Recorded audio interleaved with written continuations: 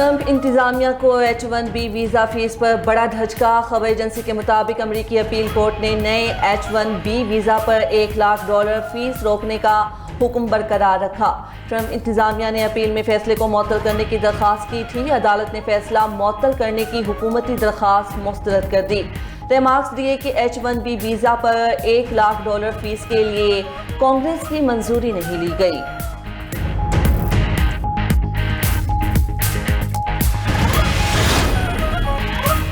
بھارت میں جین زی کا احتجاج رنگ لے آیا۔ وزیر تعلیم دھرمیندر پردھان مستعفی ہو گئے۔ بھارتی میڈیا کے مطابق وزیر اعظم نریندر مودی نے وزیر تعلیم کا استعفیٰ منظور کر لیا۔ پیپر لیک تنازع پر کاکروچ جنتا پارٹی نئی دہلی کے علاقے جنتر منتر پر سراپا احتجاج تھی۔ بھارتی فورسز نے طلبہ کو بدترین تشدد کا نشانہ بنایا، طلبہ پر لاٹھی چارج کیا اور پیلٹ گنز چلائیں۔ کاکروچ جنتا پارٹی نے وزیر تعلیم دھرمیندر پردھان کے استعفے سمیت 3 مطالبات کیے تھے۔ مودی سرکار کو مطالبات تسلیم کرنے کے لیے آج دوپہر تک کی مہلت دی تھی۔ طلبہ نے وارننگ دی تھی کہ اگر وزیر تعلیم مستعفی نہ ہوئے تو احتجاج بھارت بھر میں پھیلایا جائے گا۔ مودی سرکار کی طلبہ کے خلاف درج مقدمات واپس لینے کی زبانی یقین دہانی۔ طلبہ نے امتحانی نظام میں خرابی کی وجہ سے خودکشی کرنے والے 20 سے زائد طلبہ کے اہل خانہ کو ہرجانہ دینے کا مطالبہ بھی کیا تھا۔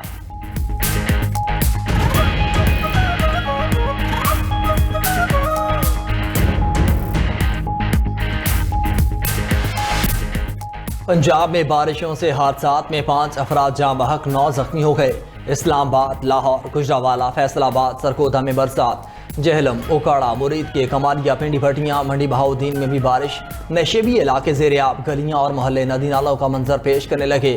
لاہور کے علاقے گڑی شاہوں میں گھر کی چھت گرنے سے 2 خواتین سمیت 3 افراد جاں بحق، 1 زخمی۔ بیدیاں روڈ کے علاقے میں بھی گھر کی چھت گرنے سے 3 افراد زخمی ہوئے۔ قصور میں گھر کی چھت گرنے سے 2 افراد جاں بحق، 3 شدید زخمی ہو گئے۔ آزاد کشمیر میں کوٹلی، کھوئی رٹا، نکیال، چڑھوئی میں موسلادھار بارش۔ کشمیر کے ندی نالہ میں طغیانی، نشیبی علاقے زیریاب۔ ادھر گلگت بلتستان میں تیز بارش لوگوں کا امتحان لینے لگی۔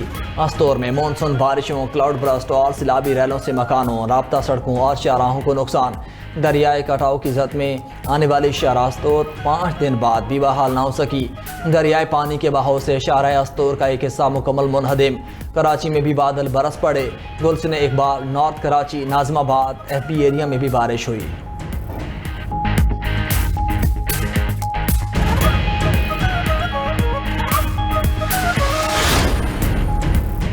آج سے 28 جولائی کے دوران مزید بارشوں کی پیش گوئی۔ خیبر پختونخوا، بالائی اضلاع اور پہاڑی علاقوں میں وقفے سے بارش متوقع۔ کشمیر اور گلگت بلتستان میں بھی گرج چمک کے ساتھ بادل برسنے کا امکان۔ پہاڑی علاقوں میں لینڈ سلائیڈنگ کے خدشات۔ بالائی اور مقامی ندی نالوں میں طغیانی کا خطرہ۔ سیاحوں اور مقامی افراد کو احتیاط برتنے کی ہدایت جاری کر دی گئی۔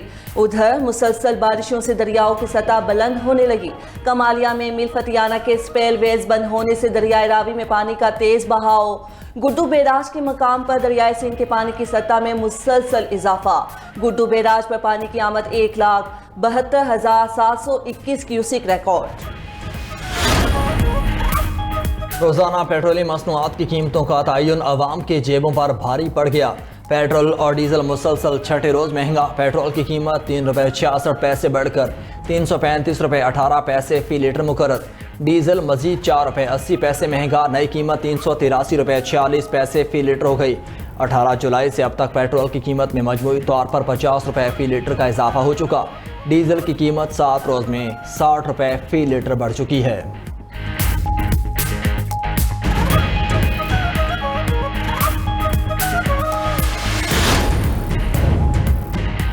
سعودی عرب کا یمن کی الحدیدہ بندرگاہ پر حملہ۔ یمن کے المسیرہ ٹی وی نے دعویٰ کیا کہ الحدیدہ بندرگاہ کے اطراف متعدد فضائی حملے کیے گئے۔ سعودی فوجی اتحاد کی یمن کی الحدیدہ بندرگاہ پر حملوں کی تردید۔ حوثیوں کے فوجی ٹھکانوں کو نشانہ بنانے کی تصدیق کر دی۔ سعودی فوجی اتحاد کے مطابق عسکری کارروائیاں الحدیدہ گورنریٹ میں حوثیوں کے فوجی ٹھکانوں تک محدود تھیں۔ حملوں کا مقصد بحیرہ احمر میں تجارتی جہاز رانی کو خطرات سے محفوظ بنانا تھا۔ تمام بندرگاہیں تجارتی جہاز رانی کے لیے کھلی ہیں۔ ادھر بحیرہ احمر میں سعودی پرچم بردار تجارتی جہاز پر حملہ کیا گیا۔ سعودی خبر ایجنسی کے مطابق حملے میں جہاز کے ڈھانچے کو معمولی نقصان پہنچا۔ عملہ مکمل طور پر محفوظ رہا۔ ایرانی میڈیا کے مطابق امریکہ نے ایک LPG ٹینکر پر میزائل حملہ کیا جس سے 2 افراد ہلاک ہو گئے۔ امریکہ نے خلیج عمان میں ٹینکر کو ایران کا سمجھ کر حملہ کیا۔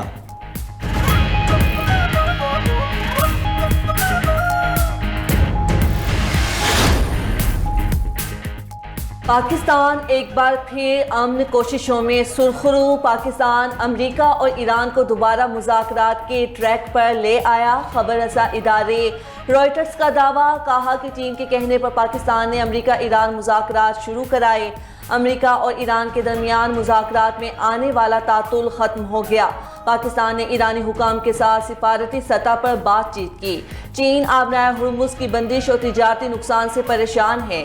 ایرانی وزیر داخلہ نے دورہ پاکستان میں اعلیٰ سول اور عسکری قیادت سے ملاقاتیں کی تھیں۔ منیلا میں گزشتہ روز نائب وزیر اعظم اسحاق ڈار اور ایرانی وزیر خارجہ عباس اراغچی کی ملاقات بھی ہوئی تھی۔ امریکی صدر کی ایران کے ساتھ مذاکرات کی تصدیق۔ اوول آفس میں صحافیوں سے گفتگو میں ڈونلڈ ٹرمپ نے کہا کہ ایران کے ساتھ معاہدے کے لیے مذاکرات جاری ہیں۔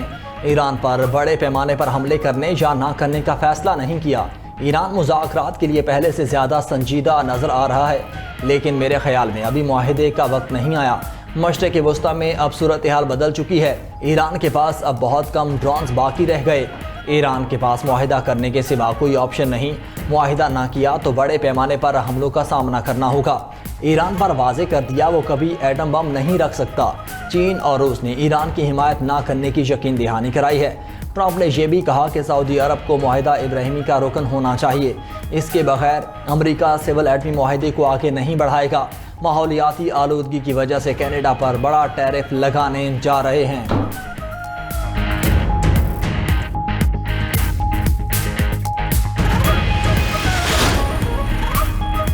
امریکہ کی دھمکیوں کو ہرگز برداشت نہیں کریں گے۔ ایران نہ تو امریکہ کے سامنے جھکے گا اور نہ ہی خوف زدہ ہوگا۔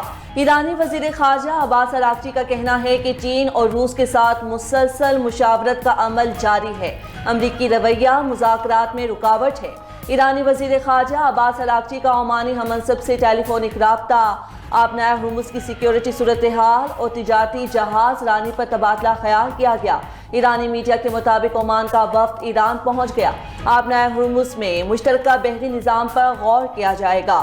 ایرانی وزیر خارجہ کا مصری ہم منصب سے بھی ٹیلی فونک رابطہ، ایران اور امریکہ کے درمیان حالیہ کشیدگی اور علاقائی صورتحال پر بات چیت ہوئی۔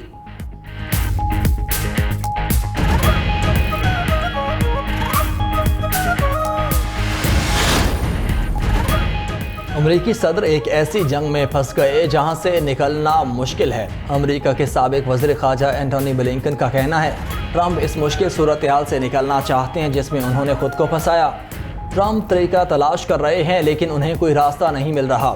امریکی ماہر جنگی امور رابرٹ پیپ نے خبردار کیا کہ ٹرمپ کی ایران میں زمینی آپریشن کے بھیانک نتائج ہوں گے۔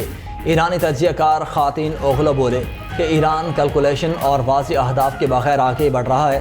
آبنائے ہرمز بحران سب سے زیادہ نقصان ایران کو ہوا۔ چین کے ساتھ ایران کی تجارت 75% کم ہو گئی۔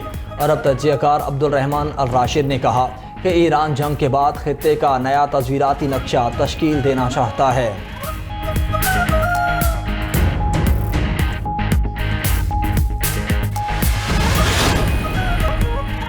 اسپین اور فرانس میں جنگلات میں لگی آگ پھیلنے لگی۔ اسپین کی تاریخ میں پہلی بار قومی ایمرجنسی نافذ، 19,000 سے زائد افراد کی محفوظ مقامات پر منتقلی۔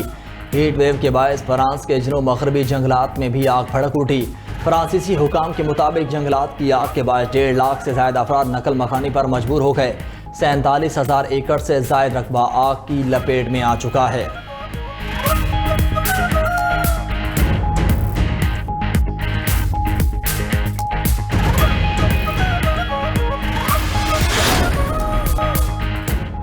اور امریکی صدر نے محمد علی اور جارج فورمین کی مشہور فائٹ شیئر کر دی۔ ٹرمپ کا پوسٹ شیئر کرنے کا مقصد بتانے سے گریز۔ اس تاریخی فائٹ کو رمبل ان دی جنگل کہا جاتا ہے۔